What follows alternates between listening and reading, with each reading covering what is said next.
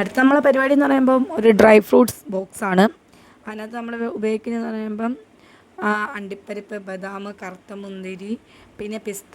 എന്നിട്ട് ഇങ്ങനെ വെട്ടുള്ളൊരു ബോക്സ് വാങ്ങുക.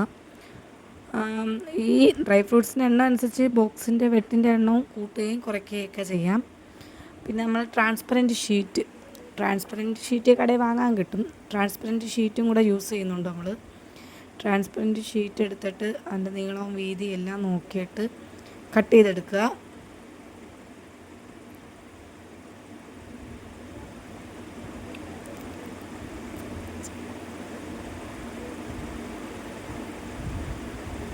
എന്നിട്ടിങ്ങനെ നൂത്ത് വെച്ച് 4 സൈഡും അത് എത്തുന്നുണ്ടോ ഇല്ലേ എന്നൊക്കെ നല്ല രീതിയിൽ നോക്കുക.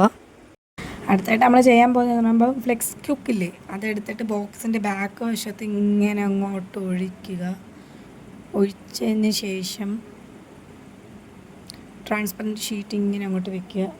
എൻ്റെ ടൈമിങ് കുറച്ച് തെറ്റിപ്പോയി, അതുകൊണ്ട് പശ മൊത്തം താഴോട്ടങ്ങ് ഇറങ്ങി. ഇച്ചിരി ഒട്ടാൻ കുറച്ച് ബുദ്ധിമുട്ടായിരുന്നു.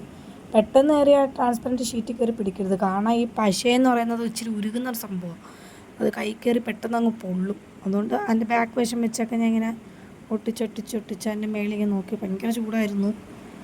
നല്ല രീതി ഇങ്ങനെ അങ്ങോട്ട് ഒട്ടിക്കുക.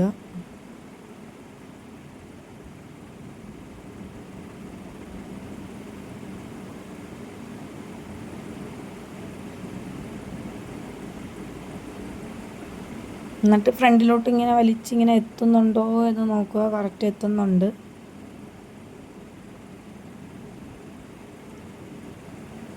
അതിന് ശേഷം ഓരോന്നും അങ്ങോട്ട് പൊട്ടിച്ചിടുക. ഇത് കറക്റ്റ് ഞാൻ ഈ ബോക്സ് കടയിൽ കൊണ്ടുപോയി തൂക്കി നോക്കിയെടുത്ത ഡ്രൈ ഫ്രൂട്ട്സ് ആയിരുന്നു. എന്നിട്ട് അടുത്തത് പിസ്ത. എല്ലാം ഞാൻ ഇത് തൂക്കി നോക്കിയിട്ടാണ് എടുത്തത്. മൊത്തവും ഞങ്ങൾ നിരത്തി അങ്ങോട്ട് കൊടുക്കുക.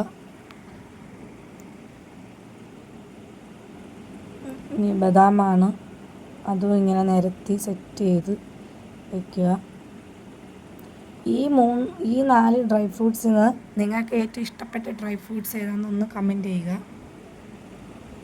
എന്നിട്ട് നമ്മൾ ആ ട്രാൻസ്പെറൻറ്റ് ഷീറ്റ് നല്ല വലിച്ച് വെച്ച് നല്ല അടിപൊളിയായിട്ട് വലിച്ച് വെച്ചിട്ട് പാക്ക് ചെയ്യുക.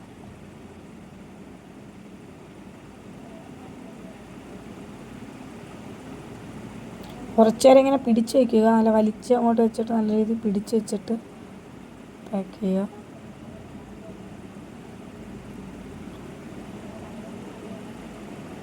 ഇപ്പോഴത്തേക്ക് അവിടെ നല്ല രീതിയിൽ പാക്കായിട്ടുണ്ട്. ഡ്രൈ ഫ്രൂട്ട്സ് ആയതുകൊണ്ടാണെന്ന് തോന്നുന്നു ഒരു ഈച്ച കിടന്നങ്ങ് കറങ്ങിക്കൊണ്ടേയിരിക്കുന്നു. എന്നിട്ട് കത്രിക വെച്ച് 4 സൈഡും ഒന്ന് കീറി കൊടുക്കുക.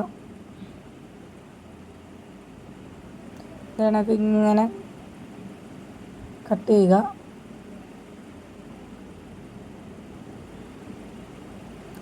എന്നിട്ട് നല്ല രീതിയിൽ ടേപ്പ് ആദ്യം ഒട്ടിക്കുക. എന്നിട്ട് ഇതിങ്ങനെ അകത്തോട്ടും പുറത്തോട്ടും വെച്ച് നല്ല രീതിയിൽ സേഫായിട്ട് പാക്ക് ചെയ്യുക.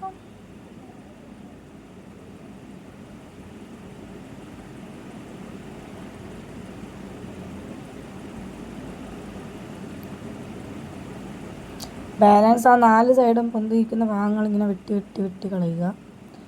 നല്ല രീതിയിൽ നമ്മൾ ഇനി ടേപ്പ് ഉപയോഗിച്ച് ചുറ്റും ഇങ്ങനെ കറക്കി ഒട്ടിച്ചു കൊടുക്കുക.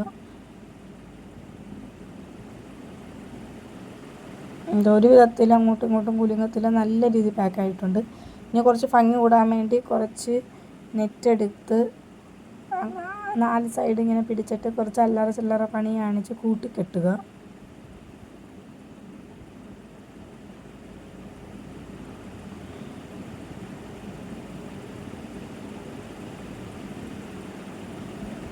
ആദ്യം റബ്ബർ ബാൻഡ് ഇട്ടിട്ട് ഞാൻ അത് കെട്ടിയതിന് ശേഷം പിന്നെ ജസ്റ്റ് ഫോർ യു എന്ന് പറഞ്ഞൊരു റിബനും കെട്ടി. ബാക്കി ഇനി എല്ലാം കൂടെ കൂട്ടിപ്പിടിച്ചങ്ങ് വെട്ടിയപ്പോൾ ഇതാ മേളിൽ പൂ റെഡി. എന്നിട്ട് ഇങ്ങനെ വലിക്കുക, റിബൻ കെട്ടുക. നമ്മുടെ വർക്ക് ഫിനിഷ് ആയിരിക്കുന്നു.